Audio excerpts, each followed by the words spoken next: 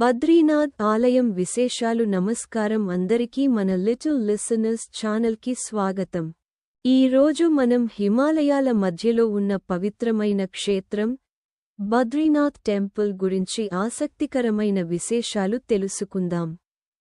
బద్రీనాథ్ ఆలయం ఉత్తరాఖండ్ రాష్ట్రంలోని చమోలీ జిల్లాలో అలకనంద నది ఒడ్డున సముద్ర మట్టానికి సుమారు 3133 మీటర్ల ఎత్తులో ఉంది.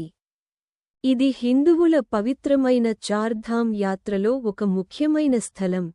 చార్ధామ్లో భాగం. ప్రతి సంవత్సరం లక్షలాది మంది భక్తులు ఇక్కడికి దర్శనానికి వస్తారు.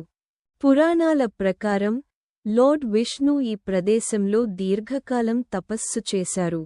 ఆ సమయంలో లక్ష్మీదేవి బద్రి చెట్టు రూపంలో ఆయనను రక్షించిందని చెబుతారు. అందుకే ఈ ప్రాంతానికి బద్రీనాథ్ అనే పేరు వచ్చింది. బద్రీనాథ్ ఆలయం ప్రత్యేకతల్లో ముఖ్యమైనది తప్త కుండం.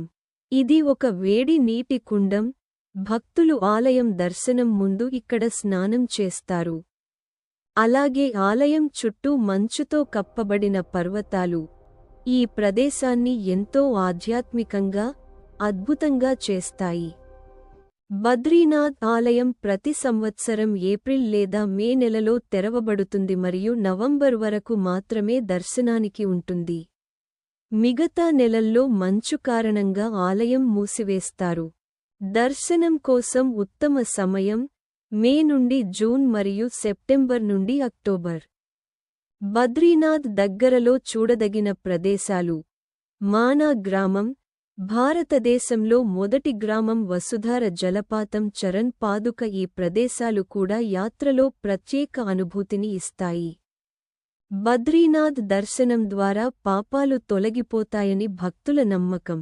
ఇది వైష్ణవ సంప్రదాయానికి అత్యంత పవిత్రమైన క్షేత్రంగా భావిస్తారు. ఈ వీడియో మీకు నచ్చితే లైక్ చేయండి, మీ స్నేహితులతో షేర్ చేయండి, మరియు ఇలాంటి ఆధ్యాత్మిక వీడియోల కోసం మా ఛానల్ని సబ్స్క్రైబ్ చేయండి.